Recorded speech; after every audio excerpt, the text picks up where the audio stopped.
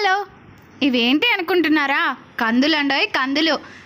ఈ కందులనైతే తీసుకొని ఫస్ట్ ఒకరోజు రాత్రంతా కూడా నానబెట్టేశారనమాట. అలా నానిన కందుల్ని ఇలా మిద్దె పైన అయితే వేసేసుకొని బాగా ఎర్రమట్టి అయితే రాయాలన్నమాట.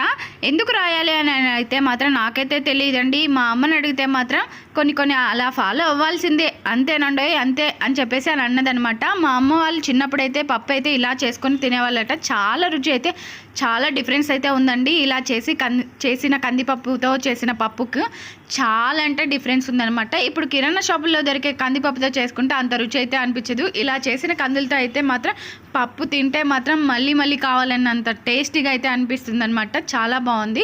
ఇంతకీ ఇంత కష్టపడి ఈ కందిపప్పుని ఎందుకు ఇలా తయారు చేసుకుంటారంటే రుచి అయితే డిఫరెంట్గా ఉంటుంది. అలాగే సంవత్సరం రోజుల వరకు కూడా నిల్వ అయితే ఉంటాయన్నమాట కందిపప్పు.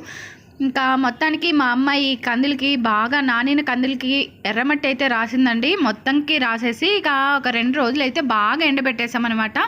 ఎంత పెడితే అంత మంచిగా ఉంటుంది పప్పు అయితే.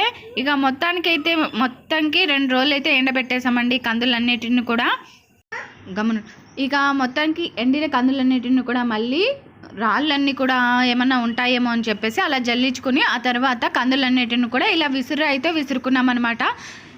విసురాయితో విసిరిన తర్వాత వీటన్నిటిని కూడా మళ్ళీ ఒక్కళ్ళు అయితే పెట్టాలండి. ఒక్కళ్ళు అంటే ఏమీ లేదండో ఇలా రోట్లో అయితే వేసేసుకొని మొత్తానికి ఇట్లా ఒక్కళ్ళు అయితే పెట్టేసుకోవాలన్నమాట. అలా ఒక్కళ్ళు పెట్టుకోవడం వల్ల ఈ కందులకు ఉన్న పొట్టంతా కూడా పోతుందన్నమాట. ఇక అలా ఒక్కళ్ళు పెట్టేసిన తర్వాత మొత్తానికి చెరిగేసుకొని మళ్ళీ కూడా చెరిగిన తర్వాత స్టోర్ అయితే చేసుకోవాలి. ఇలా స్టోర్ చేసుకున్న కందిపప్పుతో పప్పు చేసుకుంటే ఆహా ఏమి రుచి అని అయితే అనాల్సిందేనండో. ఇంతకీ ఇలా చేసిన కందిపప్పుతో మీరు ఎప్పుడైనా పప్పు తిన్నారా?